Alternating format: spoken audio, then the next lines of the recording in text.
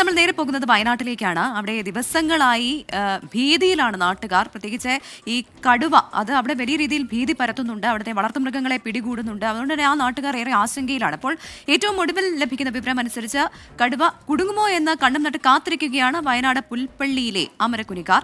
മയക്കുവെടി സംഘം ഉൾപ്പെടെ രാവിലെ സർവ്വസജ്ജമായി സ്ഥലത്തുണ്ടെങ്കിലും കടുവയെ കണ്ടെത്താനായിട്ടില്ല. തിരച്ചിലിനായി വിക്രം, കോന്നി സുരേന്ദ്രൻ എന്നീ കുങ്കിയാനകളെ കളത്തിലിറക്കിയിട്ടുണ്ട്. കടുവയെ പൂട്ടാൻ പ്രദേശത്ത് 3 കൂടുകളും സ്ഥാപിച്ചിട്ടുണ്ട്. വിവരങ്ങളുമായി സുർജിത്ത് അയ്യപ്പത്താണ് ചേരുന്നത്. Surjit, good evening. സുർജിത്ത്, വിപുലമായ തിരച്ചിലാണ് കടുവയ്ക്കായി അവിടെ നടക്കുന്നത്. നിലവിൽ കടുവയെക്കുറിച്ച് എന്തെങ്കിലും സൂചന ലഭിച്ചിട്ടുണ്ടോ? പ്രത്യേകിച്ച് കുങ്കിയാനകളെയൊക്കെ എത്തിച്ചിട്ടുള്ള തിരച്ചിലെന്ന് പറയുന്നത് അത്ര നിസ്സാരമല്ല. 4 പേർക്കും ഗുഡ് ഈവനിങ്. ഞാൻ നിൽക്കുന്ന സ്ഥലം എന്ന് പറയുന്നത് അമരക്കുനിയാണ്. ഏതാനും ദിവസങ്ങളായി വലിയ ഭീതി ആളുകളെ സംബന്ധിച്ചുണ്ട്. എനിക്ക് പിറകിൽ കാണാം കുങ്കിയാനകൾ 2 എണ്ണം. ഒന്ന് കോന്നി സുരേന്ദ്രൻ, മറ്റൊന്ന് വടക്കനാടൻ കൊമ്പൻ എന്ന് വിളിക്കുന്ന വിക്രം. അങ്ങനെ രണ്ട് കുങ്കിയാനകൾ ഇവിടേക്ക് എത്തിച്ചിട്ടുണ്ട്. വനംവകുപ്പ് ദൗത്യം പല രീതിയിൽ തുടരുകയാണ്. വലിയ ആശങ്ക ഈ ആളുകളെ സംബന്ധിച്ചൊക്കെ തന്നെ വലിയ ആശങ്ക ഇവിടെ നിലനിൽക്കുന്നുണ്ട്. എന്തായാലും കുങ്കിയാനകൾ എത്തിച്ചു. മാത്രമല്ല തെർമൽ ഡ്രോൺ ഉപയോഗിച്ചുകൊണ്ട് തെരച്ചിൽ നടക്കുന്നു. അങ്ങനെ വിപുലമായ രീതിയിലാണ് ഈ തിരച്ചിൽ ഇവിടെ നടന്നുകൊണ്ടിരിക്കുന്നത്. ഈ നാട്ടുകാരെല്ലാം തന്നെ വലിയ ആകാംക്ഷയിലുമാണ്. നാട്ടുകാർ ഇങ്ങനെ വലിയ ആകാംക്ഷയിൽ നിൽക്കുകയാണ് എന്താണ് സംഭവിക്കുക എന്നുള്ളത്. ഈ പ്രദേശവാസിയായിട്ടുള്ളൊരു ചേച്ചിയിലേക്ക് തന്നെ നമുക്ക് പോകാം. ചേച്ചി, എത്രത്തോളം ഒരു പ്രതീക്ഷയുണ്ട് നിങ്ങളെ സംബന്ധിച്ച്? ഞങ്ങൾക്കിപ്പോൾ നല്ലൊരു പ്രതീക്ഷയുണ്ട്. കാരണം വെച്ചാൽ 2 കുങ്കിയാനകളെ കൊണ്ടുവന്നു. ഇനിയിപ്പോൾ ഇവർ തെരച്ചിൽ ഊർജിതമായി തിരയുന്നുണ്ട്. ഫോറസ്റ്റുകാരോട് ഇപ്പം നമുക്ക് അവർക്ക് അഭിനന്ദനം പറയാനാണ് നമ്മൾ ആഗ്രഹിക്കുന്നത്. കാരണം ഇത്രയും കഷ്ടപ്പെട്ട് രാവിലെ മുതൽ വൈകുന്നേരം മുതൽ രാവിലെ വരെയൊന്നും ഇവർക്ക് വിശ്രമമില്ലാതെ ഇവർ തിരഞ്ഞുകൊണ്ടിരിക്കുകയാണ്. പോരാത്ത ഈ പ്രദേശങ്ങളിലെല്ലാം കുട്ടികളാണ്, നിറച്ച് കൊച്ചുകുട്ടികളുണ്ട്. പിന്നെ കോളനിയിലാണെങ്കിൽ ഇഷ്ടംപോലെ കുട്ടികളാണ്.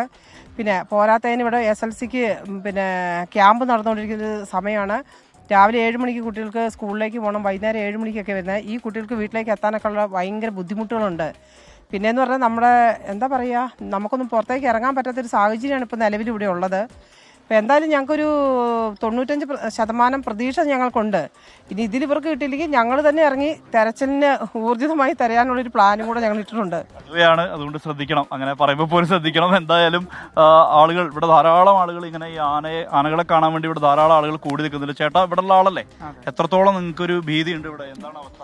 ഭയങ്കര പേടി തന്നെയാകും. പുറത്തൊന്നും ഇറങ്ങാൻ പറ്റുന്നില്ല, ജോലിയൊന്നും എടുക്കാൻ പറ്റുന്നില്ല, കാപ്പി പറിക്കാനുണ്ട്, റബ്ബർ വെട്ടാനുണ്ട്, ഒന്നും പോകാൻ പറ്റാത്ത അവസ്ഥയാണ്. എന്തായാലും അതാണ് ഇവിടുത്തെ ഒരു അവസ്ഥ. കാരണം കാപ്പി പറിക്കേണ്ട സീസണാണ്. ആ സമയത്ത് ഇങ്ങനെ ഒരു പ്രതിസന്ധി നിലനിൽക്കുന്നു.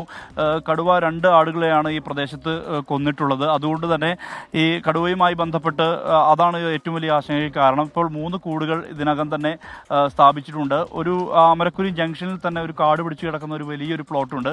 ആ പ്ലോട്ടിൽ കടുവയുടെ പ്രസൻസ് എന്നുള്ള തരത്തിലുള്ള ചില വിവരങ്ങൾ വനംവകുപ്പിൽ ലഭിച്ചിട്ടുണ്ട്. അതിൻ്റെ അടിസ്ഥാനത്തിൽ അവിടെ ഒരു ആടിനെ വെച്ചുകൊണ്ട് ഒരു കൂട് കൂടി സ്ഥാപിച്ചിട്ടുണ്ട്. അങ്ങനെ കൂടുകൾ 3 എണ്ണം സ്ഥാപിച്ചു. തെർമൽ ഡ്രോൺ അടക്കമുള്ള സംവിധാനം ഉപയോഗിച്ചുകൊണ്ട് തെരച്ചിൽ നടത്തുന്നു. ഇതിന് തൊട്ടപ്പുറത്താണ് കന്നാരമ്പുഴയുള്ളത്. കന്നാരമ്പുഴ കടന്നാൽ അത് കുറിച്യാട് വനമേഖലയാണ്. കുറിച്യാട് വനമേഖലയിൽ ഈ കടുവ വലിയാനുള്ള സാധ്യതയും തള്ളിക്കളയാൻ കഴിയുകയില്ല.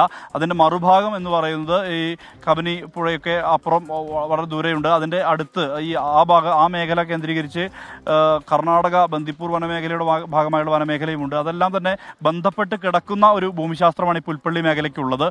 അതാണ് ഏറ്റവും വലിയ ആശങ്കയും ആയിട്ടുള്ളത്. ഒരു പക്ഷേ കടുവ ഉള്ളിലേക്ക് വലിയാനുള്ള സാധ്യതയും തള്ളിക്കളയാൻ കഴിയുകയില്ല. എന്തായാലും ദൗത്യം ഇന്ന് സജീവമായ രീതിയിൽ തന്നെ ഇന്ന് രാവിലെ മുതൽ തന്നെ തുടങ്ങിയിട്ടുണ്ട്. ഡോക്ടർ അരുൺ സക്കറിയ ഇവിടേക്ക് എത്തി. അദ്ദേഹം ഇവിടെ ക്യാമ്പ് ചെയ്യുന്നുണ്ട്. ഒപ്പം തന്നെ അതോടൊപ്പം ഈ DFO അജിത് കെ രാമൻ ഇവിടെയുണ്ട്. അജിത് കെ രാമനൊപ്പം തന്നെ കുറിച്യാട് ഈ ചെതലത്ത് റേഞ്ച് ഓഫീസറായിട്ടുള്ള രാജീവ് ഇവിടെ ക്യാമ്പ് ചെയ്യുന്നത്. അദ്ദേഹമാണ് ഇതിൻ്റെ കമാൻഡിംഗ് ഓഫീസർ. അദ്ദേഹത്തിൻ്റെ നേതൃത്വത്തിലാണ് ഈ ദൗത്യങ്ങളെല്ലാം തന്നെ ക്രമീകരിക്കുന്നത്. അത്തരത്തിൽ ക്യാമ്പ് ചെയ്തുകൊണ്ടാണ് ഇവിടെ വനംവകുപ്പ് ഉദ്യോഗസ്ഥർ ഇപ്പോൾ തെരച്ചിൽ നടത്തുന്നത്. ബയോളജിസ്റ്റുകളുടെ സംഘം എത്തിയിട്ടുണ്ട്. ഏത് നിമിഷവും കടുവയെ മുന്നിൽ കിട്ടിയാൽ മയക്കുവെടി വെക്കുക, വേഗം കൂട്ടിലാക്കുക, ഇവിടെ നിന്നും ഹോസ്പേസിലേക്ക് മാറ്റുക എന്നുള്ളത് മാത്രമാണ് വനംവകുപ്പിന്റെ മുമ്പിലുള്ള ദൗത്യം. ആ ദൗത്യത്തിലേക്കാണ് വനംവകുപ്പ് കടക്കുന്നത്. ശരി സുർജിത്ത്, വ്യക്തമാണ്. എന്തായാലും കുങ്കിയാനകളെ എത്തിച്ചുള്ള തിരച്ചിൽ അത്ര പതിവായി നമ്മൾ കാണുന്ന ഒന്നല്ല.